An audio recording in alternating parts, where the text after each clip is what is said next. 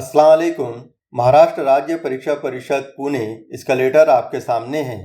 आप सभी को मालूम हो चुका है कि 28 जून 2026 को होने वाला महा टीईटी का इम्तिहान फ़िलहाल रद्द कर दिया गया है। महा टीईटी इम्तिहान मुलतवी होने की खबर यकीनन मायूस कुन हो सकती है, लेकिन याद रखें कि कामयाब लोग रुकावटों को अपनी ताकत बना लेते हैं।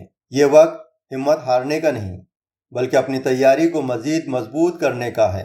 अल्लाह ताला ने आपको एक और मौका दिया है कि आप अपनी कमज़ोरियों को दूर करें और पहले से बेहतर तैयारी करें। याद रखें, मेहनत कभी ज़ाय नहीं जाती, इसका फल ज़रूर मिलता है।